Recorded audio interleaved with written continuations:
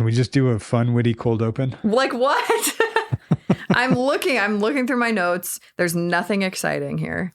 Hold on. Let me think about my life. Here's the thing. There's nothing exciting there either. Yeah, there's too much going on in my life. Yeah. Before we do that, you know what we should do? I am Doug Friedman.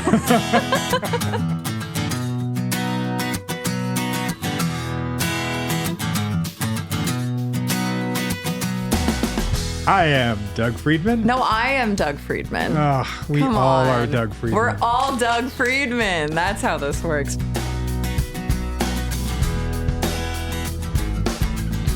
Wow, it's so weird that your name is Friedman and not Friedman. Fried Man. That is literally your last name. Fried Man. I often feel fried, man. Isn't that crazy, though? Like, what a name. I the guess. English language is crazy. What about Genet? Genet is French. French? It's French. Oh. Yeah. Oh Far my God. out. My friend the other day, we were playing a game where you could only talk in one syllable words. It was like a Neanderthal game. Like old, I forgot what it was called, but you could only talk in one syllables, and it's funny. Yeah, sure. Is that accurate? Primitive? I don't know. Like a Neanderthal, right? So, like, yeah, but earlier caveman. you said Neanderthal. Yeah, I took anthropology classes in college, and I'm better than everyone else. So I heard it was Neanderthal. I heard it was anthropology. Okay.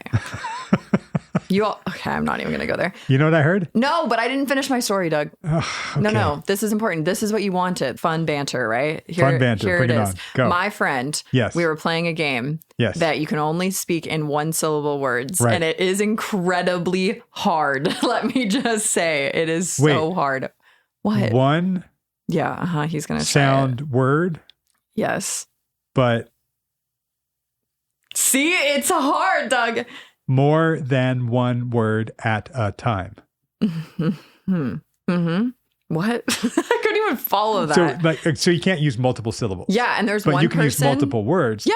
Instead of saying multiple syllables, and you're you trying can say to more than one word. You're at a trying to time. get people to guess the word that's on the card by speaking in other words. It's like the pyramid or the password game, whatever. Is it called in other words?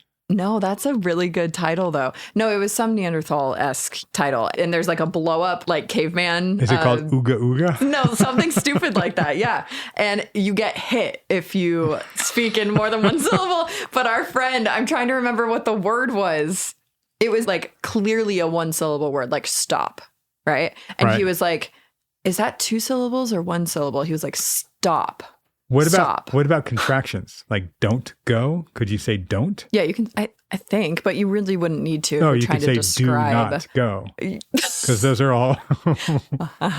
See, this game has a way of making you feel stupid. Mm-hmm. But it was very funny because what we were just doing, where we're like, Janest, or like Doug, right? Yeah. Like we add extra syllables. I don't know if this is an LA thing. It very well might be an LA, California thing. Like the Valley Girl thing. What? Come on. Yes, that. But it's funny because that has pervaded our culture and the way that we speak, because people genuinely were trying to figure out if clearly one syllable words had two syllables. And we were all like, stop. It was like so silly. I'm like, you guys, stop. Wow. Stop. Wow. One syllable. Anyway, what were we talking about? We were saying that we are all Doug Friedman, but you are Kenzie Janess. Oh, yeah. Hi, I'm Kenzie Janess. And this is the extended cold open. Yeah, wow. Sorry. Of your mental breakdown. I mean, who cares, right? Nothing matters. We're all going to die. No, that was my fault. Nihilistic. You started I was bringing it. up nihilism earlier. You started it. He said, how do you know we're on planet Earth? Doug, because I know these things. My God. You got to be contrarian sometimes. No, I don't. Oh, that was perfect. Well executed. Wow. You're so quick. How do you do it? I don't know. I would say my New Year's resolution, but I think it's every year resolution is to slow down. To slow down. Yeah. Okay. It's I hard. think a lot of people say that. Why? Why is it hard for people to slow down? No, I know why. Why do you want to slow down? I would like to enjoy more of what's around me than keep pushing myself to do more. As Drew says, you and Drew say, go stop fishing. and smell. Oh, yeah. He says that too. Stop and smell the roses. I always forget the go fishing thing. Yeah. Because go fishing My understanding is that means for him to like go fuck off to NorCal and be like a fisherman, but that's not what that is referring to. Oh, well, it does, but that means it's an easier life for him out there. Okay, it's a slower life. Slower life, easier life, less yeah. pressure. We all kind of have that fantasy, I think. Yeah. Some of us, not everyone. My partner doesn't. He's like more. Let me do. He puts the H in ADHD, so you know. Right. Not all of us can be doers. I would like to be more of a human being than a human doing. Ooh. Mm-hmm. Ooh. I didn't coin that. That's been around for a while. I know. But I'm trying to boost your ego right now by acting really impressed by that statement. That's what you wanted, right? Yeah, but we know you're not really very impressed with much of anything. With much of anything. Yeah. All right. I am that song? Except telling you that you could hit your car alarm from further away by putting your we're not getting into that. Chin. That's not true. And if it's true, we looked it up. If we have any scientists in our little space here that we've cultivated, can you please comment somewhere? Speaking of Doug, look at me segueing. Please comment on a social media post or something. Look at that. If it is truly a scientific fact that putting a key fob by your face can make it work, because that just happened earlier. Well, what I see, you couldn't reach your car alarm from my front door, right? Correct. And I said, put it under your chin. Yes, but because how? the human body is a conductor of electricity. I understand and that. You're like, no, it's not. No, okay, I know that, but how do we know it was not just a coincidence? Because I had hit that button like 10 times, and then the 11th time when it was under your chin, it worked. Okay, all right. We're going to conduct a little experiment when we finish the podcast, and we're going to go play with your car alarm. Oh, that sounds so fun. Oh my gosh, I love wasting time. Speaking of wasting time. Yeah. You know what's happening with time? Right now we're wasting it. We are flashing back. Oh, good. Nice. Right? Yeah. Yeah. You're good at this. Oh, thanks. I've been doing it a while. In fact, we've been doing this with Sarah for a while, which is why we thought we'd go back and listen to some of the beginnings. Yes. Which has been, I think, really cool. Yeah, it's been fun. Well, especially for you, because you haven't heard any of these. Yeah, we're doing this for me. And you guys out there, because if you have heard, then hearing back to where she was in her first few sessions, it's so different from where she is now. Oh, yeah. Right? And if you haven't heard it before, then you get to hear it for the first time, like Kenzie, or probably like the fourth or fifth time for me. Oh my gosh. Remind us how long Sarah has been in therapy now. Now, currently? Currently. Well, actually, in real life, Sarah came to me in spring of 2021. Okay, so 3 years. So 3+ years. Yeah. Wow. So she's had 3+ years. I think on the podcast, we have almost hit the 1 year mark of her therapy. That's it? That's it. Whoa. Yeah, because we're at, I think, her 46th or 47th session. Really? I believe so. That's wild. Wow, we have so much material. Right? We might wind up skipping ahead a little bit or condensing some of these. Skip ahead. We'll see. I mean, that's why I like doing this flashback this way, because we get to hear, you for the first time, what was almost a year ago, or at least, I mean, you've done like maybe a dozen of these. Yeah. Something like that. I think so at this point. Right. Which means like the first 6 months of her treatment, you didn't hear any of. Yeah, exactly. All right. Should we do this thing? Yes. Yes, we should. We're listening along with you, and we will interject along the way. Yes. Director's cut edition. That's right. Director's commentary. Ready? Yes, ready. Here we go.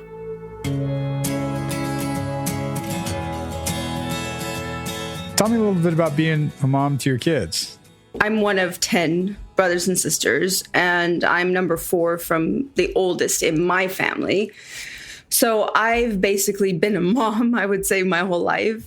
The older ones took care of the younger ones. You cooked, you cleaned, all the fun stuff that came along with being one of the older ones. My mother, bless her heart, she had 10 kids without really thinking about what having 10 kids means. And it's quite obvious throughout all of my brothers and sisters, all of our lives, all of our sort of, I would say, negative patterns or things that have happened. It's really just down to the fact that we basically raised ourselves. It takes a village. And with 10 kids, you kind of were your own village. Exactly. We were our own village. Mom was almost never there. You're laughing at me. Well, I was like, it takes a village. It takes a village to raise a village, is what you're saying, right? That's a lot of kids, Doug. Right. I mean, this is my way of getting some information from her. Yeah. Because I was like, oh, yeah, it takes a village, just seeing what the dynamic was. Because if there were 10 kids and I know that they were in a cult, okay, well, what was it like? Okay. So I'm just throwing that out there to see how she's going to comment on that. Okay. You're not going to explicitly be like, yeah, how was that having 9 siblings? Yeah, not right now. Not yet. No. Okay. No, We're just kind of like, letting her. Yeah, letting her guide where she wants to go with this and what she's going to divulge. And at this point, you don't know what cult specifically it was, right? I can't remember if she had told me the name of it already. I know over the phone she told me it was a cult. But not the specific cult before meeting her. I mean, when she finally did tell me the name of the cult, I recognized the name. Children of God is what it was when she was part of it. I think it became the Family or the Family International. It had multiple iterations. She said something that just a small thing, but it's just funny. Like when she first introduces mom and she goes, bless her heart, right? Just knowing what we know now about the things that have happened and how she actually feels about mom and talks about mom, which of course there's nuance and she's got multiple feelings about mom. But it is funny just, how people kind of talk about their parents at the very beginning of therapy versus how they end up talking about their parents. Totally. Mid to late therapy. She also said something like, oh, yeah, and our negative patterns. Or I would say these negative patterns. Yeah, that's true. Yeah. The way she phrased that, I would say negative patterns. Yeah, she knows. I can tell she's almost quote unquote performing for me. I don't mean performing. But seeming like she knows what she's talking about. And and trying to name it and show it. But it's also telling me that there's a way that we all were that's maladaptive. Right? Yeah. And I think she's aware of that. She just doesn't know how to say it. And we're feeling each other out. Yeah, she's testing you a little bit still. Well, let's keep testing. Cool. Because of the way we grew up, we always lived in communes. So there was a lot of, I guess you could say, heartache on my end. There's only so much you can do for your little brothers and sisters when you see them being abused, whatever that abuse might look like at the time. So when I became a mother, I always had a very clear picture of what it would look like. Me, my kids, hanging out with them, everything that I imagine I would have wanted my childhood to be like. My mother was never around. My dad was never around. My stepdad, not the best human. It was difficult. So of course I wanted to make sure that all of that was completely different. But I had a plan for my life. So I wanted 2 kids before I was 30 because I wanted to have them where I was old enough to be a good mother, but young enough to be a fun mother and to actually do activities with them and all that stuff. So I had a plan, got pregnant. I was 27 and then immediately got pregnant at 28. My kids are amazing. They're extremely smart, which I find can be quite challenging at times because kids just assume that because you're their parent, you're stupid. Oh, yeah. My kids know nothing about my background at all. They know I grew up strange in a strange way. They know I grew up overseas, but that's about the extent of it. So overall, my life with my kids was just me and them, just hanging out. They could both read and write by the time they went to kindergarten. We were brought up like that, which is odd, and I'll get into that later. We learned phonetics and we learned writing and all of that while they were at home with me prior to going to kindergarten. Wow. That was important to you. Very important to me. You and their father as well? He was quite absentee when they were young. He was quite happy for me to handle the children and tried as much as possible not to get involved. And were you quite happy with that as well? Oh, yeah, I was fine. Being married has never been very important to me. That was the commitment that I was comfortable with. I had to have 2 kids. I did not want an only child. So the whole thing, it was 2 kids from one guy. I'm not entirely invested in whether or not he ends up being my husband.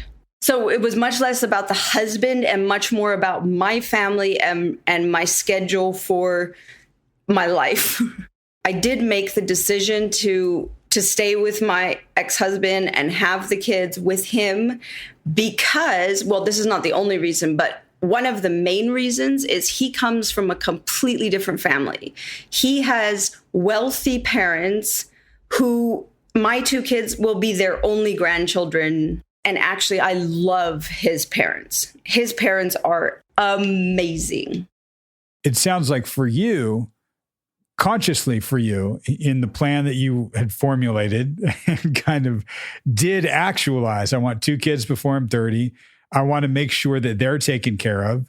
And here are grandparents that are wealthy and caring and will be there and will take care of them. So I'll stick it out for the benefit of the kids. I'll put up with some of this. Absolutely. I'll do this for them. And it's sacrificing parts of yourself.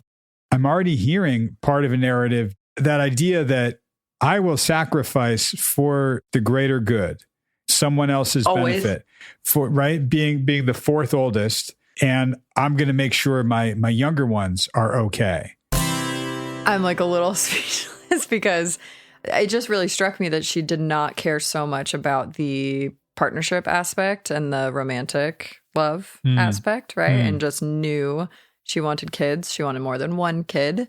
She wanted family, but not necessarily the commitment that is a romantic, monogamous relationship. And like, how could you not see the ties or the possible ties to the cult and the way she was raised? I don't think she even says this, and I'm maybe making too much of a leap here, but the kind of avoidant, if we're going to go attachment style, I wonder if there's an element of that here, or if she just simply was not inclined towards romantic relationships. I didn't know this part of her. Like, I didn't know this piece. I just kind of assumed it worked like most monogamous relationships, that you fall in love. Okay, we follow the relationship escalator and we get married and we have kids and we have a nuclear family. And I thought that would make sense because she grew up so differently that she wanted a very traditional life. I think that is what she wanted. Okay. What she's kind of intimating here is that was really important to me. And I took a slightly different piece from that. Okay. Which was, I wanted to provide for my kids, and that was what was important.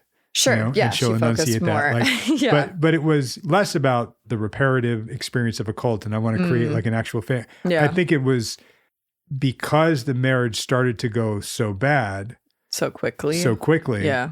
I was focused on what I want to get out of it, which was the kids and raising them and having a co-parent, parenting and having the parental experience be reparative and be good for them and taking care of the kids. And so I'm hearing the theme of taking care of everyone. Yeah, that's true. Yeah, you're following the narrative. I like how you did that too. Yeah. And reframing it for her. And it is getting at what you're saying, like, well, what about romantic love for you? Yeah, well, that's part of, they are connected, right? Because it means that she's just not thinking about herself and like what's in it for her. She's thinking about just the kids. And how do I provide for others? Okay, what about you? What about your childhood? Who looked at, No one. In fact, even the 3 older than me, I should give you a little backstory here. So one of the cult's sort of main methods, for want of a better word, was low education and lots of children. Because when you're too stupid and you have a brood of 6 or 7 or 8 kids, what are you going to do? Where are you going to go? If you decide you want to leave, what are you going to do? So it was almost like this culture of school ended around 6th grade. That was all that was offered.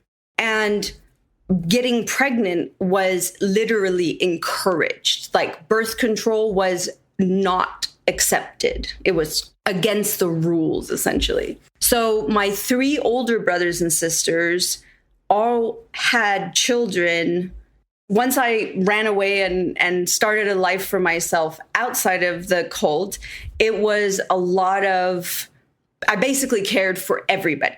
Not just the younger ones, for everybody. Because what were they going to do, the older ones? They had nowhere to land, nowhere to go. They had all these kids, no money, no jobs. So it was always me. Wow, that's a lot. Yeah. That's a lot. That is a lot. One of the things that she said when she was talking about the older brothers and sisters, that they all, I think all three of them pretty much had like 3 kids by the time they were 19. Oh my God. So they were having a lot of kids, and she'll get into that when she talks about the cult stuff. Yeah. That's not even like, I'm not judging that. I'm truly just like, wow. Like, which a lot of people do, but I think her point was that was encouraged exactly in this environment. Almost enforced, really. Yeah. And there's a lot of excuses I give myself too, which is that it makes me happy to take care of the people that I love. And it's true, it does. It does make me happy. Absolutely. I've never been able to find the line between caring for the people I love, but making sure I care for myself as well. And even just saying it out loud, I feel guilty. I never say no to anybody. So about 5-6 years ago was the first time I ever got to a point where I just told my whole family, like, I've got nothing left. I have nothing. I'm so done. Like I'm spent. And that gave me huge feelings of guilt. I just very quickly, and there it is, folks. Like that's the crux of the issue, right? Like that is Sarah. Yeah. That's all. Yep. That's all. Taking care of myself. Yep. Guilt. Keep calm, and Sarah will got handle it. Yep. Yep. And I should have drawn the line many years before. I should have drawn the line when I had my own family to care for. Your frame of reference, I mean, you didn't really have one. No, never. You grew up in a cult, in a village, and you're not just talking about, oh, we moved around. We're talking countries. Yep. Continents. That's wild. And we'll unpack a lot of this. The sort of mindset I had going into being a mother was affected, I think, by all of the things that happened to me as a child and wanting the complete opposite. Like I wanted my kids to be born and raised in a house, or at least in a town or a city. I wanted them to have friends that they grew up with, all the things that I never had. Absolutely. It's interesting to me that the stability and consistency that I can hear you just in the little we've talked about your family, not your kids, but the one you were born into. Yeah. The stability and consistency was you. Yes. For everybody else, right? Always. Yes. So where was yours? I mean, I just made myself who I needed to be. I still do, I think, pretty much on a daily basis. Like a chameleon, just constantly like, boop, and then it will turn yellow and then boop, turn another color. I feel like that's me, but that's because I don't have any other choice. If I didn't do it, and that's probably the wrong thing to say. Everybody has a choice. But in my mind, to care for my siblings, to get them out of the cult, to get them into a proper environment, who else was going to do? Yeah. And look, you found a way to survive. You and I are now going to find a way to thrive. And we might have to look back at some of the wiring and the way your brain was shaped and your frames of reference, because they're built on survival. And that's wonderful until you realize, wait, I haven't really thrived, because your stability and consistency in your life comes from providing that for others. Where's yours?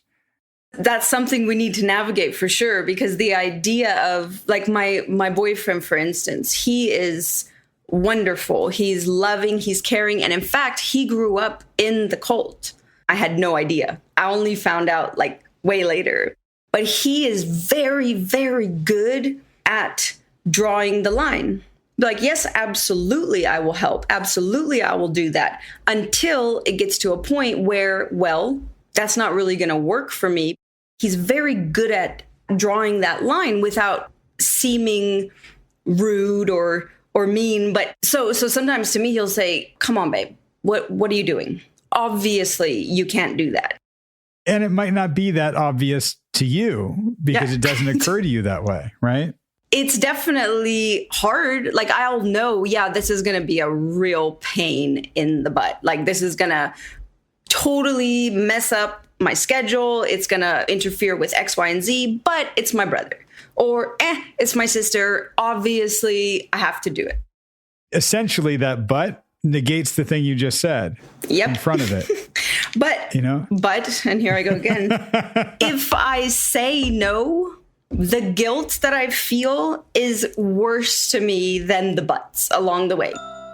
And the whole time, I can't help but think of this. And I'm curious if you ever or have thought of this, at least just right there, that difference between her and her partner, who is a cis male. I'm thinking there's got to be a gender thing here, right? I mean, just as at least one factor of why she is so nurturing and so boundaryless, right? Like she will say yes to everything, like the people pleaser to a fault. Who knows? Obviously, there are way more factors and nuances here.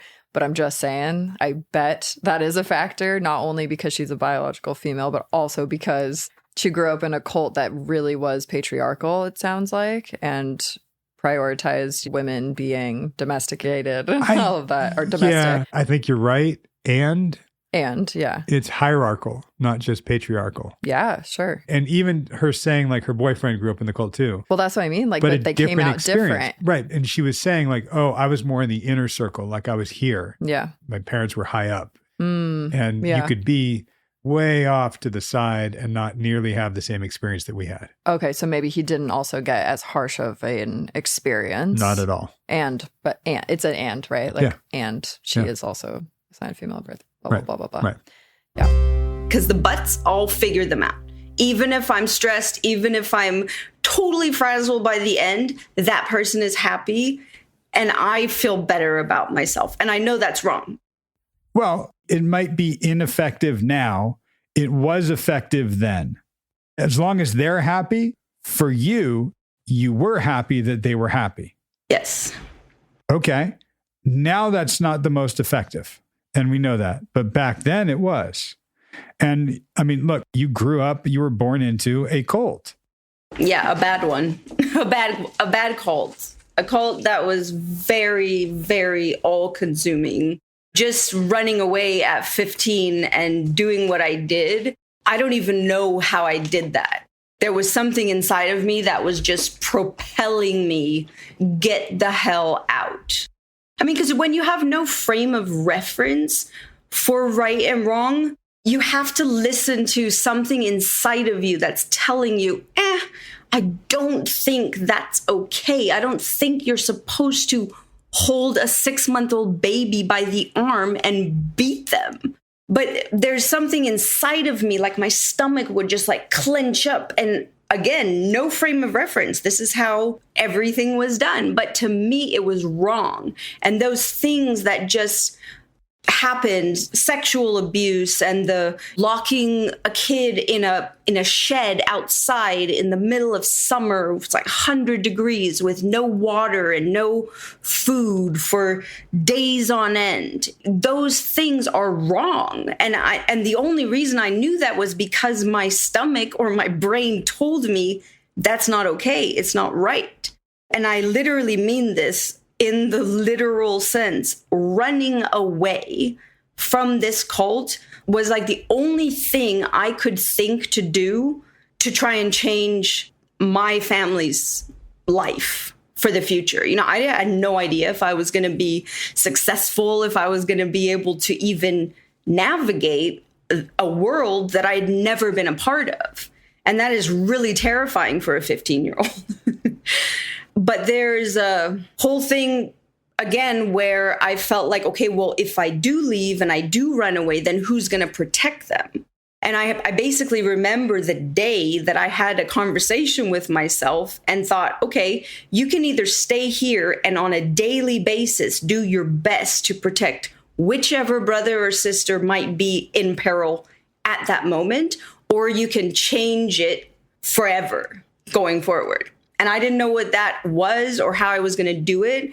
But my first instinct was to just get as far away as I could. So there was a lot that went on around that age of 15, 16 years old, where I had to make some huge life decisions with zero data. And you know how much I love data.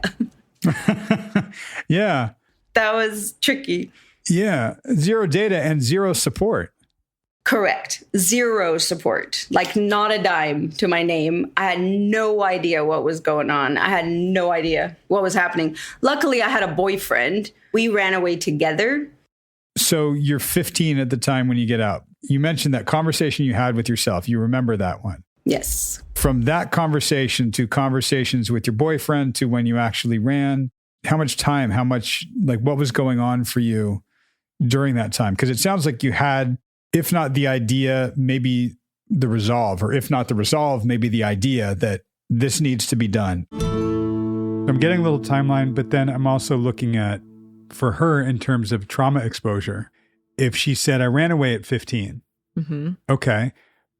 But how much of the time before then were you like holding on to, I can't be here, this isn't okay? It didn't sound like it was just a reactive, when kids run away from home, right? Yeah. Especially if she planned it with a boyfriend. Right. This was thought out. Right. So how long was that brewing? Did you tell your other siblings about it? Were there conversations with parents? Like, I have no idea. Yeah. So to just say, I escaped a cult at 15. Right. What did that actually look like? Right. Because she also ran away from parents and family. Right. 10 brothers and sisters. And she ran away. That's gnarly. Gnarly. And it makes me think of like survivor's guilt in a way. Yeah. Right. Like, oof. As opposed to if it was like, at 15, we ran away because this happened the Tuesday before and we just had to get out. Right. I don't know. So we're getting a sense of what that is. I don't want to let her just gloss over things. Yes. And I also don't want to go back through, wow, that abuse that you're talking about. Right. What was that like? What was that like? And what did you experience? Yeah. Right? No, we're not there yet. You want like the main mile marker, big points. We're getting just some chronology, some framework, and then we'll fill in with kind of time. some of the specifics and see what happened. Yeah. Even though a lot of people might go like, oh, what happened to her in the cult? How did this go? I'm following her lead, but guiding her a little bit. Yeah. So I just kind of took her back to like, well, hang on, let's lead me up there. Yeah. And trusting the process too, that like you will get there. Right. If it's important. Right. Which she trusts. Like she says a few times, like, oh, yeah, we'll get to that. Yeah, that's true. Okay. So when I was 13 years old, I told my mother, I'm just not feeling this. I don't feel like this is what I want to do with the rest of my life. I would really like you to send me to live with a relative or somebody who can put me in school and I can carry on living my life. My mom had a meltdown. It was a whole thing. So basically they took me and they isolated me from everybody in these weird little cabins that we had at the place we were living at the time, like totally isolated. I wasn't allowed to leave. They sent all the leaders of the cult up there to pray over me and cast out my demons. And it was a whole thing. And basically after about 3 months of this, I broke. And I was like, okay, I'm 13. I can't do anything on my own. That much I knew. So I told myself, okay, I'm just going to do what they want me to do, pretend like everything's good until I'm at a point in my life where I can just take off. And that happened. So I was about, let's say 15 and a half, maybe. I had started dating this guy. I was like, look, I need to get out of here. This is not what I'm trying to do. I need to get out of here. And he was like, all right, cool, let's go. We were in Switzerland. So we just literally jumped on a train and went to Italy. We started a little band. We started making money just by booking gigs around and singing in restaurants and bars. Let me slow you down for a second. Yeah. This is like, okay, cool. Great. So you got out, you ran, you went from Switzerland to Italy, no problem. Mm-hmm. Well, you just left a cult. Trying to just go from Switzerland to Italy at 15 years old is kind of a big deal. But when you're in a cult and your whole family's in a cult and you don't have much contact with the outside world, that's really difficult. Yes. As you said, no real frames of reference for anything outside of this. Exactly. At the time, there were not smartphones, cell phones, the internet everywhere. Nothing. None of that. You're Nope. lucky if you can get to a payphone and you had change for it. Exactly. Right. So when you say run, literally run, like you guys made a run for it. We said we were going to the little corner store And we just walked to the train station. We just got on a train and we just never came back. What sort of level of fear did you have of they're going to come after us? They're going to find us. We better look over our shoulder. How was that? Because you make it sound like, yeah, we made a run for it. Then we started a band and we were playing music. Oh, and just going around kind of brushed over that. I don't think it happens that easily. My level of fear was quite high. And I'll tell you why, because our parents, they were high up in the leadership chain, especially my stepdad. And he was not a good person. And I say he was not a good person, and we definitely need to unpack this at some other time because this is a longer conversation. But personally, to my beliefs, if you are a good person, you won't do bad things on purpose. You won't knowingly hurt somebody. Right. When I first left, I spent a year studying every single religion that exists, just so I could understand what was wrong with my parents or people who bought in to this cult mentality. Because, I mean, if I knew at 13, younger, if I knew something was wrong at that little tiny age, how could adults who are parents be so stupid? So to me, it was either stupidity or you're just pure evil. I mean, I know cults have a way of sort of sneaking things up on you, right? They say, oh, first we're all going to do this. And everyone's like, yeah, it's so wonderful. And then the next little thing. And then before you know it, 11-year-olds are women and God wouldn't have given them periods if they weren't supposed to have babies. So let's all start having sex with 11-year-olds. It was a psycho pedophile running the cult telling you, yeah, 11-year-olds are good. You can have sex with them. At that point, even at that point, any, I think, logical human would have said, yeah, hold on a second. I'm calling the cops. What has to go on in your head for you to say, oh, okay, yeah, that must be right? This is never fucking right. This is the first we're getting of her very logical, intellectual, as a defense mechanism, perhaps, brain, that side of her. Because she's just like, how, why? And it's like totally understandable, right? I am also experiencing that, right? But we are fully in the intellectual pursuits here, right? Of how could people be like notice this? When she went into that, I mean, I was watching you as we're listening to this, and you were having like a visceral reaction to what she was saying. Right. Yeah. So that's when she started enunciating more and went into this more. Yes. So that's clearly a defense. Yeah. Because she needs that. That's survival. Exactly. It's protective. Yeah. Absolutely. And she's been running on this state for so long. Absolutely. Oof. That's why I would entertain it a bit. Like, why would people do that? Like, well, here's a little bit. Like, but she's using that intellectual defense to protect her from feeling the emotion of what that was like. Yeah, that would be way too painful. And we're not ready to go there. You always say to me like, well, what about going right to the emotion right now? Like, yeah, we're not doing that right now. Not yet. Second meeting? Yeah. Not a chance. No, you don't want to tear down those defenses just yet. Yeah, and I think you're exactly right in terms of what's going on in your head. The very definition of brainwashing is when they wash a lot of that out of your brain, and what they put in it, it's based or rooted in teachings from God. And I don't know if he was, a prophet and he has the word of God and it comes to him. And well, that's what he told everybody. Yes. So if he says it's okay to have sex with 11-year-olds, then yes. And where's the proof? Well, it comes from God, and this is what you know. And okay, that's what we know. I don't know if you have a sense of it's wrong or not, because it's all around you. Oh, you absolutely do. From experience, I know that there is something fundamental inside of a child, because I was the child that just knew, like, you have all kinds. I mean, it's like any abuse story you hear. There's the moment where you feel like, oh my God, what's happening? What's going on? And then there's the pain. And then there's the question, like, why would somebody be doing this to me? And then there's the guilt. Like, oh, well, this must be my fault because I got my period. there's a lot of really messed up feelings that come to a child from being abused like that. I mean, the child doesn't know any better, especially a child in a cult.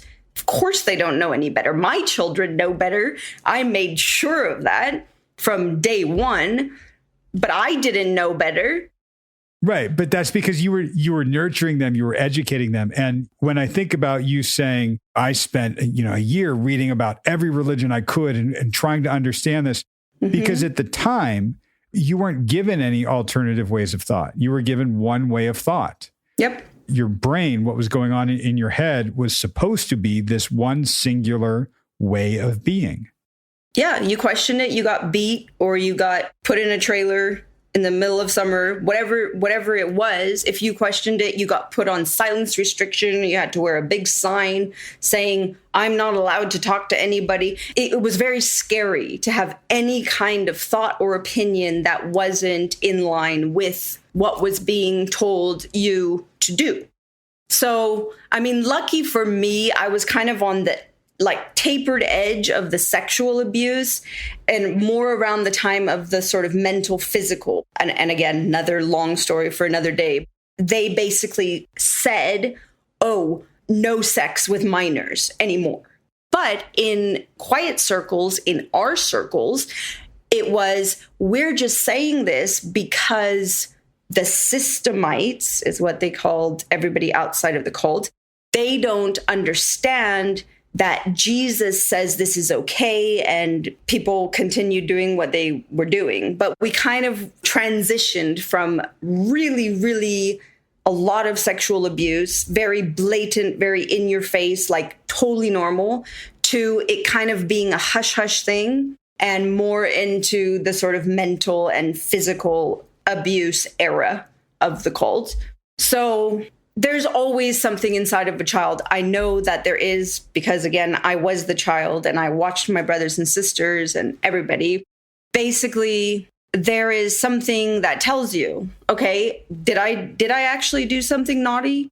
Did I deserve to have my pants pulled down in front of 150 people and beat him with a paddle? Of course it's not right. Of course there's something in your mind going, wah, wah, wah. It's the alarm bells going off. But again, what do you know? Yeah.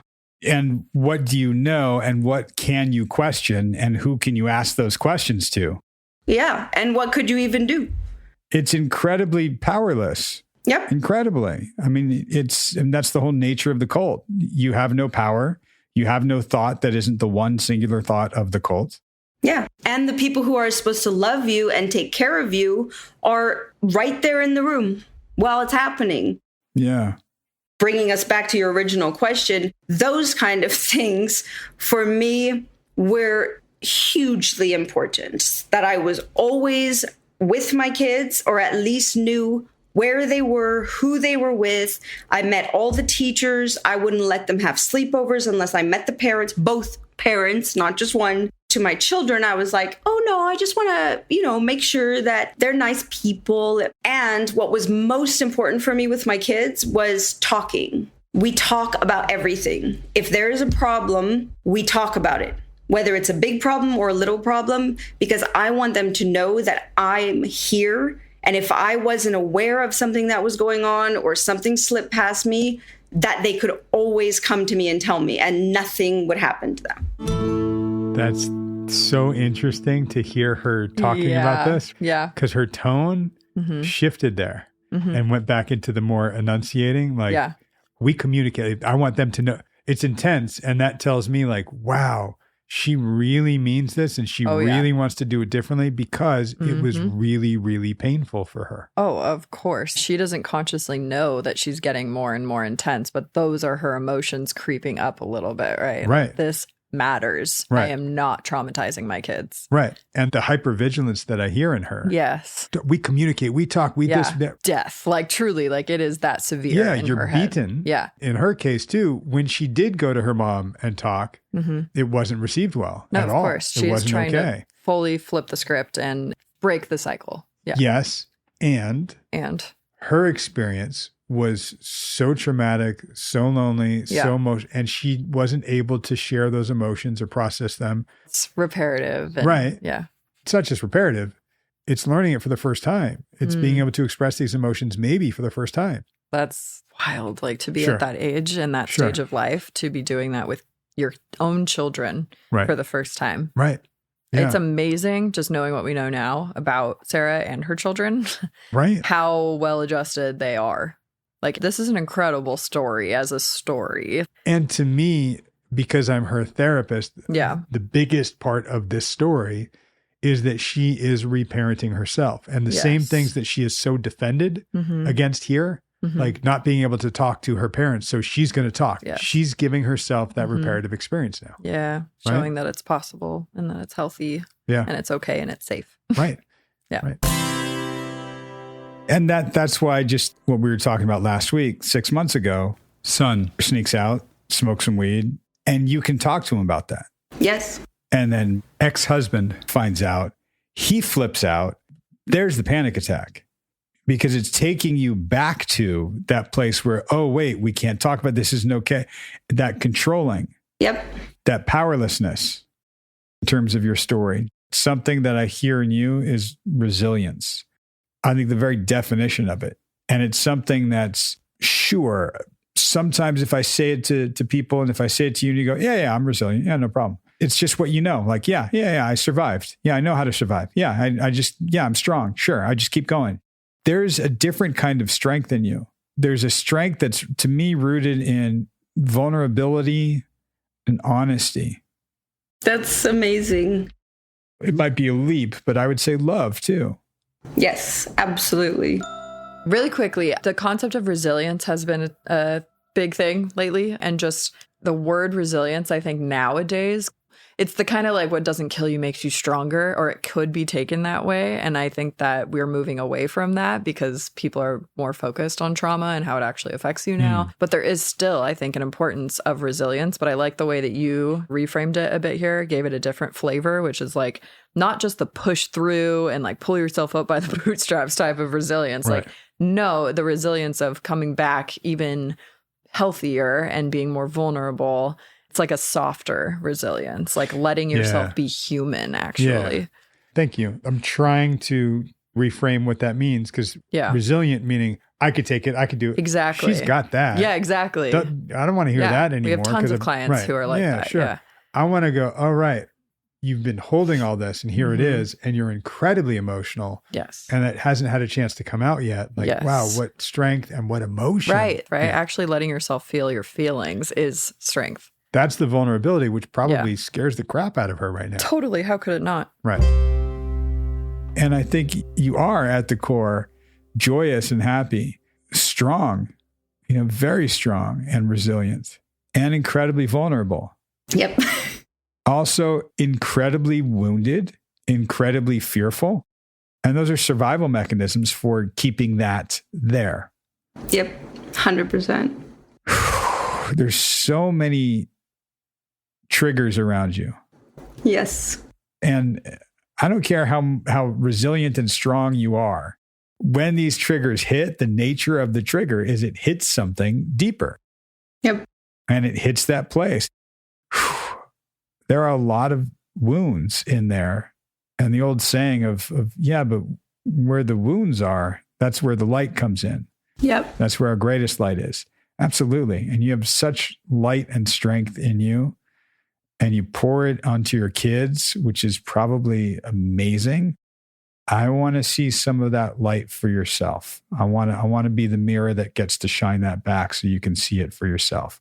I'm not going to do anything but just show it to you. Thank yourself because it's there. Yeah. And I thank you for being willing to share it. Like you need context almost for the answer. I guess I could try and just give you an answer, but it may not make a whole lot of sense without the context, but sort of a lot of things that lead to, okay, how do I behave as a mother, or what's my relationship with my children? Absolutely. That's why I have so much success with friends and in my jobs and stuff, because I'm able to fluctuate between the sweet person, the kind of mean person, the really high strung person. And I can kind of find, I can see it and I can match it, and I know how to communicate. But I would have never learned that skill had I not grown up, I think, in the various ways that I did. Yeah. You just described yourself as the chameleon, right? Yes. Like I can be all these different things. And it's the ability to deal with anybody while you have the vulnerability to be yourself. That vulnerability to be who you really are and how you really want to be. That's what we're going to bring out, because that never got nurtured. You might have touched it at times and you might have known deep inside that that's you. I think we'll nurture that and let her come out for a while. Okay, good. Yeah, because I have a lot of fear about her. My vulnerable side is the side that I always like push down, because I'm like, nope, who is going to care about my vulnerability or my sensitivity?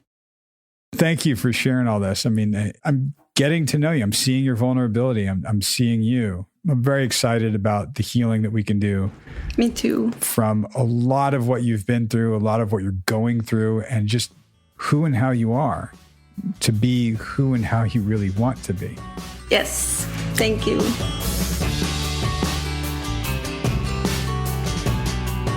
Wow. I love the way that wrapped up. I also love what we were just saying it during the last little pause there. Instead of what doesn't kill you makes you stronger, right? Like you said something about like where the wounds are, that's where the light comes in, or something like that, right? Like that's where we can soften and have some vulnerability. And she leaned into that really well. She really did. You know, and saying, I have a lot of fear about my vulnerable side. Like, that's the Bruce Almighty short. Yeah, and that's the meta, right? Like, you're being vulnerable by saying that, right? Like she's already making progress, right? Like just the sheer fact that she wants to be vulnerable is amazing. Yeah. And will lend itself very well to the rest of your work together. Right. Yeah. Right.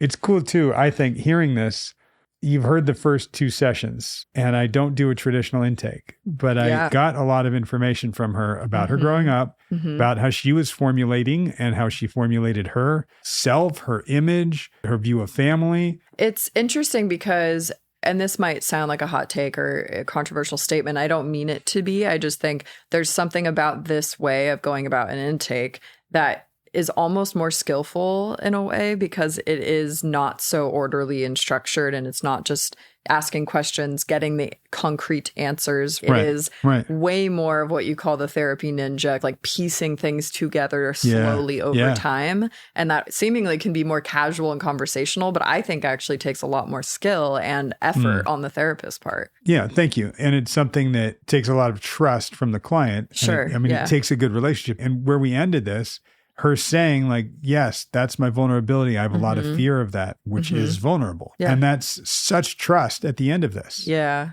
And it clinically gives me a direction where I know we're going, where I know the treatment's going. So for the purposes of an intake, great, I know where we're going. Exactly. And that's because you, I think, are a skillful therapist who is able to come up with a case conceptualization and know that it's not set in stone, and know that it's going to keep changing, and it's additive. You're going to keep adding to it. It's iterative. And there's not just this, okay, it's the intake session. I have my pencil and clipboard out and I'm going to get all the answers, which is not a bad thing. No, it's appropriate for certain settings. But in this setting, I think it's so important and wonderful, and it worked, that you're building the relationship first and foremost. Yeah. Thank you. You know, the 10,000 hours to become an expert in something idea?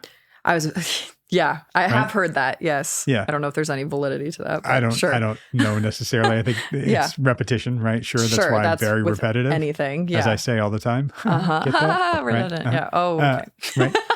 But I spent years in community mental health with the intake form, you know, and that assessment form, and going through it. I would go to clients, their houses, and talk to the families and the kids and have that form with me. And then I was like, I'm not going to bring the form inside with me. I'm going to just talk to them, and then I'm going to get back to my car and fill out the form as best I can. Because it's a visual thing too. It does change things. If you come in with even like, God, if you had a suit on or a blazer on, that would change things versus like a casual outfit, right? Totally. Same thing. If you have a clipboard and pen, that's going to have an air of authority that could turn people off. Right. Like with the first session with Sarah and the early ones with Drew, where I dropped the F-bomb. Totally. Right. Yep. It's okay. How does this look? And how's that? Yeah. I'm just going to talk to them. I did it probably more concretely with Drew than with Sarah, I will ask them where they see the end of therapy going. How do we know we're done? Or what would your life look like? Yeah. To paint the picture of where we want to go. Yeah. Right. And what that looks like. Yeah. And I didn't do that here. I don't know if I did it in the third or fourth session with her because I usually do it in the first few. Yeah, you did it with Drew in the first one. And partly why I didn't do it with her is I don't know that she'll be able to paint a picture based on who she really is. Yeah, because she doesn't really know who she really is. Yeah. And part of our work then is not to get to that picture. It's to get to something internal, not external, where we go, oh, let's bring you out. Let's find you and how you really are. Yeah. Cool. You got the family. You got the 2 kids. Check, check. You did what you wanted to do. Cool. Yeah. What about qualitative? Like, what does your life look like? Your own life experience look like to you? Yeah, that's brilliant. And I think also speaks to the skillfulness of this and why it's different. It is different than Drew. And developmentally still too, like the stage of life. But I think having that and knowing that as part of the case conceptualization, like, oh, I shouldn't ask her that question. I should not ask her the miracle question or something, right? Like we don't actually want to be so solution focused or future focused here with her. We want to slow down with her and get to know her. I butted heads with supervisors in the system of community mental health that is quantitative, not qualitative. Yeah, mostly. Totally. Yeah. How can we measure these goals and this progress towards goals? And that's what a lot of therapists have to do is show progress towards goals, show your treatment plan and what are we doing and how are we doing it? And that makes it really hard to be a relational focused therapist or interpersonal process focused therapist in community mental health. And that's not a dig at community mental health. It is important, but that is the privilege or luxury that we have in private practice, which is to slow down and not be on a certain schedule. Right. What?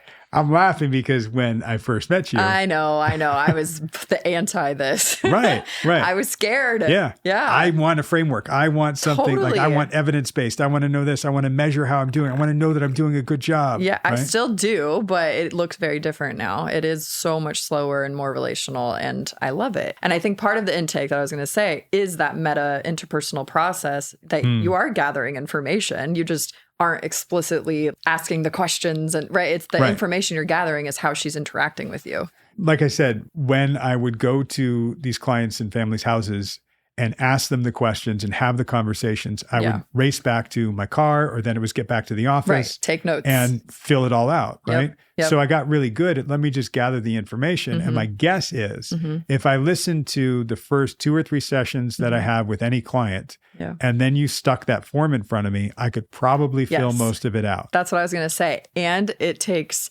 a higher level of listening, I think, I knew you were going to do that. I knew it. It's I keep coming back to more skillful. And I don't know if that's the right word because it sounds offensive to people who are using typical, intake forms, which I have done before. I'll say it's a more comfortable that comes with experience. Okay, sure. And I don't know that I necessarily say I'm more skillful than somebody. Of course, you're not going to say that about yourself. No, I mean, it's true, but I'm not going to say that. Right. Right. But I'm more comfortable doing it this way. You've let go of the lifeboat, the raft. What is life raft? In a way, I don't know. That's kind of what the clipboard and pencil is, right? And I learned to swim, not sink or something. Yeah, sure. There's a metaphor bobbing around there. in the water. Yeah. Yeah. Cool. Yeah, and you guys can bob in the water along with us. No. As we do, no? No, not really. There's room for you on this door. Oh, do you get that? Door? Yeah, that's a Titanic reference. Anybody? Oh. Anybody? Oh, because Jack was on the door. Like, I don't know. There could have been room for him too. Like, why did they both? Yes. Yeah. Oh. There's room for everyone on our door in the middle of the ocean. I don't know why my brain went there, but it did. I don't either. All I'm thinking of is Three's Company. Okay. Remember that show? I do, only because I was a child, and sometimes when Me too. At one point, I was a child, and I would watch Nick at Night, which had Three's Company playing. Do you remember the theme song? At night. Oh gosh, no, I don't. Come on, come on, knock at our door. Come on, knock at our door. Oh my God, that is so nostalgic. Holy shit. Right? I haven't thought about that in so long. That was literally like my 3 a.m. I can't sleep show. Wow. Well, if you guys need a 3 a.m. show because you can't sleep. It's definitely your mental breakdown. That'll help you fall asleep. Yeah. If at 3 a.m. you are awake having a mental breakdown, give us a call. Sure. Leave a voicemail. Call Kenzie. Her home number is. Perfect. Home number? Yeah. Like I have a landline? Don't you? No. Oh. No. Oh, well. But call me, beat me if you want to reach me. You guys. Do you know that reference? No, I don't. See, I have to fight back a little bit with my generational references. Go for it. Kim Possible? No. No? No. Do you even know who that is? No. Holy crap. Okay, love that for me. Yeah. Thank you. Because I know my millennials are going to get that. There you go. Thank you. All right. And if you guys do want to get a hold of us, you can email us at info@yourmentalbreakdown.com and find us on social media. Sure. At your.mental.breakdown on probably all of them. I'm looking at the plant. I'm not looking at you. You never like when I look at you. I know, you're right. I don't like when I look at you either. Good. Then this works out. Right? Okay. That's why, I mean, you have a face for podcasting. I knew. Yeah, you've said this before. Have I? Yeah. All right. It can't hurt me anymore because you've said it before. Oh. But you know, I appreciate you. I appreciate you being here, Kenzie. I appreciate all you listening to us. And I will appreciate you coming back for more. So, and we appreciate you, Doug. Oh, I had to say it, obviously. Thanks. And we appreciate our sponsors. We are brought to you this week by McDonald's. No, oh God, no. By coffee. No. And ginger tea. Nothing. And matcha. Here you go. You ready? We are brought to you by your local farmers market. Your local artisans that are making stuff for you. Support them. Support small businesses. Yeah. All that. And get out there and vote. The timing is probably not going to be right there, but they probably already voted. I hope you did. There's probably a battle for a contested election right now. Oh God, please don't. I'm triggered. All right. We will see you, talk to you, and be with you next week. Bye. Bye.